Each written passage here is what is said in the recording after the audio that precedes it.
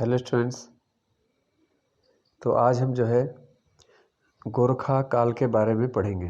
ठीक है। उत्तराखंड में जो है कत्यूरी वंश के बाद आए थे चंद लोग, और चंद के बाद आए थे गोरखा, और फिर गोरखा के बाद आए थे ब्रिटिश। तो आज हम जो है गोरखा काल का अध्ययन करेंगे।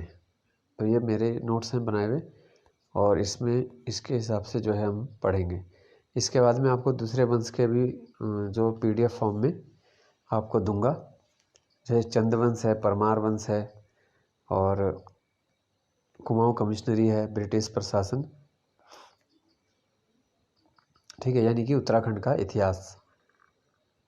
तो सबसे पहले हम जो है उत्तराखंड के इतिहास पे ही काम करेंगे, और उसके बाद हिंदी वाले टॉपिक जो है इसमें दिए जाएंगे। तो उत्तराखंड पुलिस का एग्ज़ाम क्योंकि सबसे पहले होगा, उसी को ध्यान में रखते हुए आपके लिए ये शुरू किया गया है। तो जैसे कि हम जानते हैं कि 1790 में जो है गोरखे जो थे वो कुमाऊं में आए, और 1804 में वो गढ़वाल में आ चुके थे। ठीक है। तो हम बात करते हैं। देखो, गोरखा काल को घृणा से गोरख्याल भी कहा जाता है। इसे गोरख्याल या गोरख्याणी भी कहा जाता है। तो ये क्वेश्चन भी पूछा जाता है कि गोरख्याणी का क्या अर्थ है। ठीक है। तो एक गोरखों का अत्याचारपूर्ण जो शासन था, गोरख्याणी शब्द इसका एक प्रतीक माना जाता है। गोरखों ने उत्तराखंड की जनता पर अत्यधिक अत्याचार किए। तो अगर ये पूछा जाएगा कि उत्तराखंड में जितने भी वंशों ने शासन किया है उसमें से सबसे अत्याचारपूर्ण शासन कौन सा रहा, तो ये गोरखों का ही रहा। इनका अल्पकाल का समय था, लेकिन अत्याचारपूर्ण शासन रहा, और उसे गोरख्याणी के नाम से भी जानते हैं। ठीक है। इनके द्वारा जो है नए नए कर लगाए गए, लोगों को दास बनाया गया, और जो दास होते थे उनको हरिद्वार के भीमगौड़ा में मंडी में बेचा जाता था। ठीक है। जो व्यक्ति कोई कर देने लायक नहीं है, कोई कर नहीं दे पा रहा है, तो उसको दास बना के हरिद्वार में बेच दिया जाता था। तो यहाँ से कहीं से भी जो आपका क्वेश्चन बन सकता है। ठीक है। इसके बाद है गोरखा राज्य पूर्ण रूप से एक सैनिक प्रशासन था, यानी आर्मी रूल के हिसाब से इनका शासन चलता था। बहुत सारे देश हैं जो कुछ लोकतंत्र के हिसाब से चलते हैं, कुछ सैन्य शासन से चलते हैं। जैसे हमारा पड़ोसी देश म्यांमार है, तो वहाँ पे भी आर्मी रूल है इस समय। अब हम आगे बात करते हैं। 30 नवंबर 1814 को अंग्रेजों ने देहरादून पर अधिकार किया। जनता गोरखों से सुरक्षा चाहती थी, इसलिए अंग्रेजों का जनता के द्वारा भी सहयोग किया गया। 27 अप्रैल 1815 को कुमाऊं कमिश्नर गार्डनर तथा गोरखा सेनापति बम शाह के मध्य समझौता हुआ था। नवंबर 1815 में संगोली बिहार में अमर सिंह थापा, ठीक है, के साथ जो है अंग्रेजों की संधि हुई। संधि पत्र पर हस्ताक्षर हुआ। ठीक है, 1815 में। तो ये भी पूछ लेते हैं कि जो संगोली नामक स्थान है वो कहाँ है, तो ये जो स्थान है वो है बिहार में। ये संधि जो है ये मार्च 1816 में संधि लागू हुई है। तो याद रखना है आपको कि जो संगोली की संधि है वो 1815 में हुई। संगोली नामक स्थान बिहार में है, और संधि जो प्रभावी हुई यानी लागू हुई 1816 में। इसके बाद है कप्तान हेरसी ने हर्षदेव जोशी को कुमाऊं का अर्ल वार्विक कहा है। तो हर्षदेव जोशी का कुमाऊं में बहुत ज़्यादा महत्व था, इसलिए उनको ये उपनाम दिया गया अर्ल वार्विक, और उनको उत्तराखंड का विशाल व्यक्तित्व माना है। गोरखों के पास शक्तिशाली सेना थी। यह स्थायी और अस्थायी दो प्रकार की थी। ठीक है। कुछ सैनिक स्थायी यानी परमानेंट होते थे, और कुछ टेम्परेरी। स्थायी सेना गोरखों से बनी हुई थी, यानी स्थायी सेना में केवल गोरखे लोग थे। ये सैनिक जागरिया और ढाकरिया कहलाते थे। तो प्रश्न किसी भी प्रकार से बन सकते हैं कि गोरखा सेना कितने प्रकार की थी, या जागरिया और ढाकरिया किस सेना में थे, तो गोरखा सेना में थे। सैनिक 1 वर्ष के लिए रखे जाते थे। अस्थायी सेना में गोरखों से भिन्न सैनिक होते थे। जैसे कोई किसी खास इलाके पे उन्होंने कब्जा किया है, तो वहाँ के सैनिक भी उन्होंने भर्ती कर लिए। ठीक है। तो जो अस्थायी सेना थी उसमें गोरखों से अलग भी सैनिक थे। जहाँ गोरखे जीतते थे ये वहाँ के सैनिक होते थे। अस्थायी सेना कभी कोई उच्च अधिकारी एवं निम्न अधिकारी नहीं बनाया जाता था। ठीक है। यानी कोई ऑफिसर जो भी होंगे वो स्थायी यानी परमानेंट सेना यानी कि गोरखा सेना से ही होंगे। वेतन के रूप में इन्हें कर रहित भूमि दी जाती थी। ठीक है। तो जब आप डिटेल के क्वेश्चन पढ़ते हो, वहाँ पे बीच में से कहीं से भी आपके लिए क्या है, क्वेश्चन निकल सकता है। ठीक है। तो वेतन के रूप में पहले लगभग सभी जगह क्या है, जागीरें या भूमि इस प्रकार से दी जाती थी। कहा जाता है सबसे पहले अलाउद्दीन खिलजी ने सैनिकों को नगद वेतन देना शुरू किया था दिल्ली सल्तनत में। राज्य के बाहर युद्ध की तैनाती में नगद वेतन दिया जाता था। अस्थायी सेना स्थायी सेना से बड़ी होती थी। गोरखा सेना शक्तिशाली थी किंतु अनुशासनहीन थी। गोरखा सेना जहां नियुक्त होती थी वहां की जनता को लूटती थी। इनके प्रमुख हथियार थे खुखरी, तलवार, धनुष बाण, बंदूक, तोप आदि। तो खुखरी सबसे ज़्यादा प्रमुख हथियार है गोरखों का, जिसे नेवार जाति के लोग तैयार करते थे। गोरखा सैनिक वीरता और साहस के लिए प्रसिद्ध थे। कहा जाता है कि जो आमने सामने की लड़ाई होती है उसमें गोरखा सैनिकों का कोई जवाब नहीं है, यानी गोरखा सैनिक उसमें बड़े सिद्धहस्त रहे। आगे है न्याय प्रशासन। गोरखा प्रशासन सैनिक प्रशासन था, अतः न्याय व्यवस्था भी सैनिक न्याय व्यवस्था पर ही आधारित थी। विचारी नामक अधिकारी मामलों की सुनवाई करता था। ठीक है, तो यहाँ से प्रश्न बन सकता है गोरखा काल में विचारी कौन था? तो एक न्याय अधिकारी था जिसे हम जज कह सकते हैं। विचारी निरंकुश होता था, इस पर राजा का नियंत्रण नहीं था।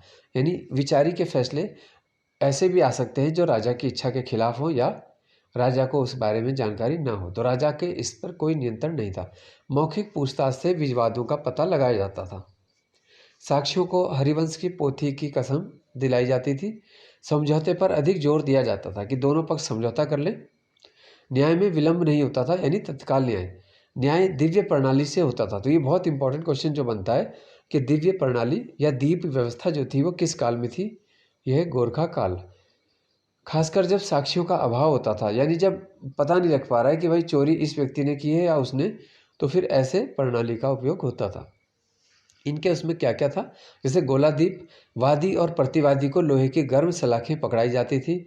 जिसका हाथ जल जाता था तो उसे मानते थे कि वो दोषी है। इसी तरह तराजू दीप था। अपराधी को पत्थरों से तोला जाता था, फिर दूसरे दिन उन्हीं पत्थरों से पुनः तोलते थे। यदि व्यक्ति का वजन बढ़ जाता था, मान लो आज आपका वजन 40 किलो है और कल अब 42 किलो निकला, तो आप निर्दोष माने जाओगे अगर बढ़ जाएगा तो। फिर था कढ़ाई दीप। अपराधी को गर्म तेल में हाथ डालने पड़ते थे। यदि हाथ जल जाए तो वो दोषी हो जाएगा, अन्यथा निर्दोष साबित हो जाएगा। अगला है जलदीप। वादी और प्रतिवादी के बच्चों को इसमें पानी में डुबोया जाता था और जो ज़्यादा देर तक पानी में रह जाए वो निर्दोष साबित होगा।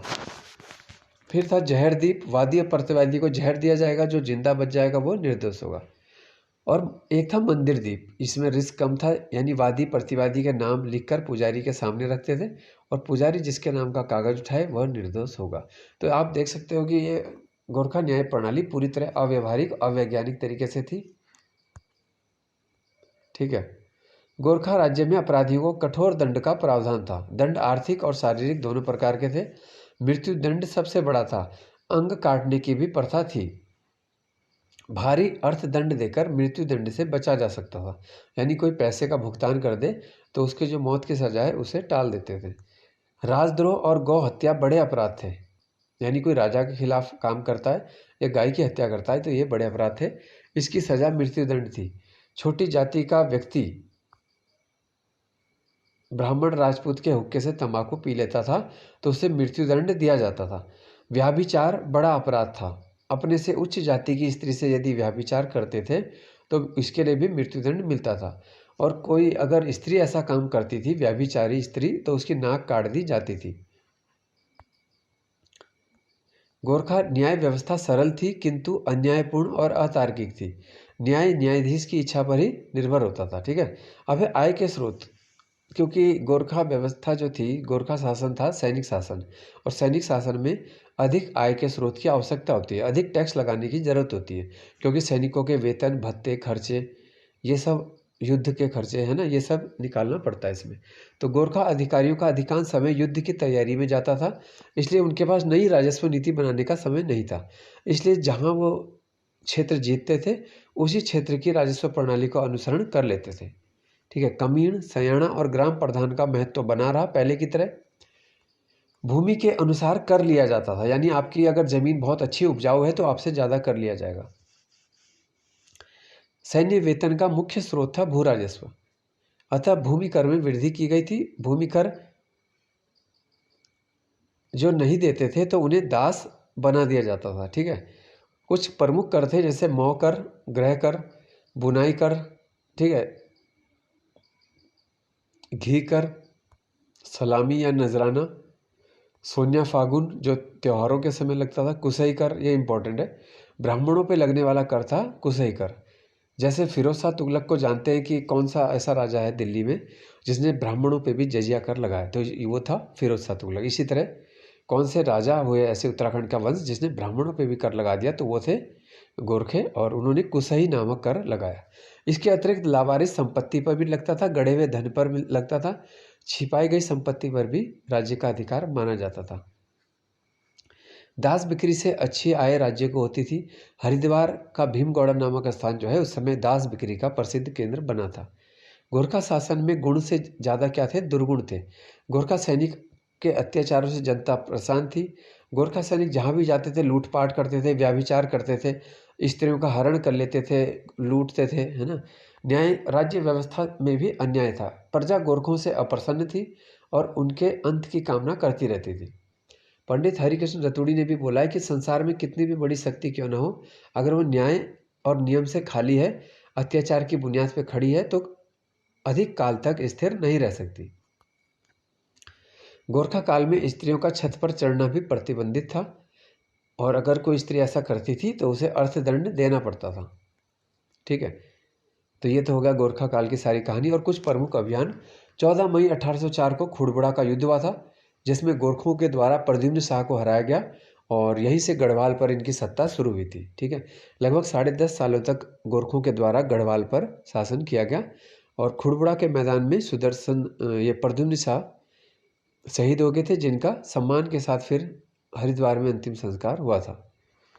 1814 में खलंगा या नालागढ़ का युद्ध हुआ।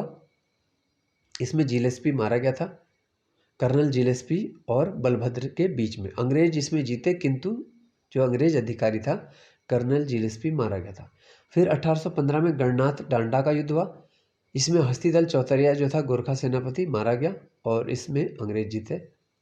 1815 में अल्मोड़ा का युद्ध हुआ। इसमें संधि हो गई थी बमशाह और ई गार्डनर के मध्य में। ठीक है, तो आप ये सारे पॉइंट्स जो है सुन के भी याद रख सकते हो या नोट कर सकते हो। तो इसी तरह आगे भी आपको चंद्रवंश परमार वंश के महत्वपूर्ण राजाओं की पूरी डिटेल दी जाएगी। धन्यवाद।